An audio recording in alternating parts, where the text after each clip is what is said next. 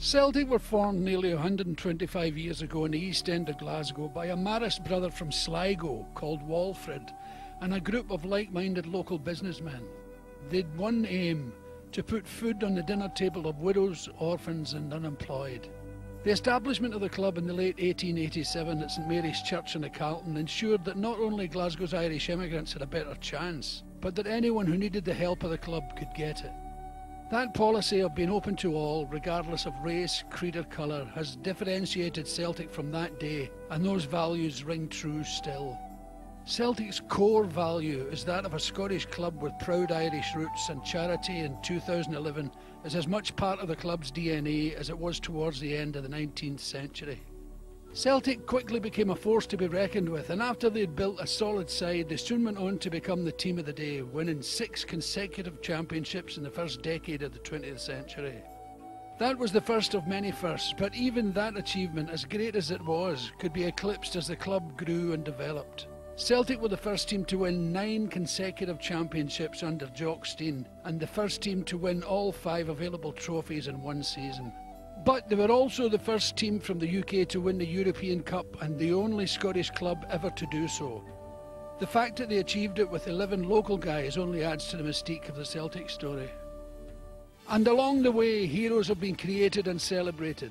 Willie Maley, Patsy Gallagher, Jimmy McGrory, the Prince of Goalkeepers, Johnny Thompson, Billy McNeil, Jimmy Johnson and the rest of the Lisbon Lions all earned hero status among the faithful. And there have been many more, including the likes of Paul McStay, Roy Aitken, Kenny Dalglish, Danny McGrain, Henrik Larsson, John Hartson, Chris Sutton. Not forgetting the current group managed by one of the biggest heroes of them all, Irishman Neil Lennon.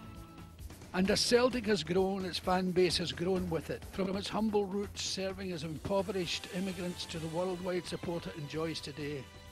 Celtic remains a club at the heart of the community, and the late Tommy Burns, one of 16 managers to serve the club, described it as like playing for a people and a cause. Celtic aligns itself to 3 core principles: footballing excellence, also known as the Celtic way; commercial expertise, and sat at the heart of the club's culture as an ethos of social inclusion and charitable giving through Celtic Charity Fund.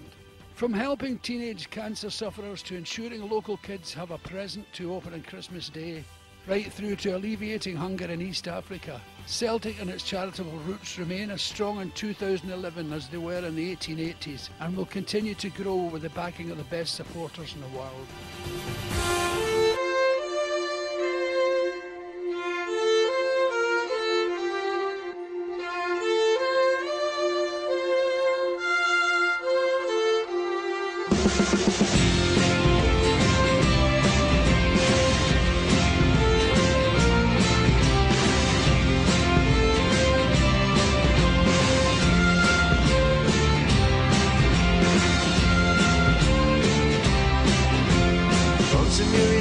Church down the Calvin Way.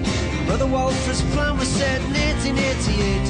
The club was born to feed the poor, and Celtic was its name, and that was Brother Walfrid's dream. God had given him the strength to fight for good and rights, and he has given us the team that plays in green and whites.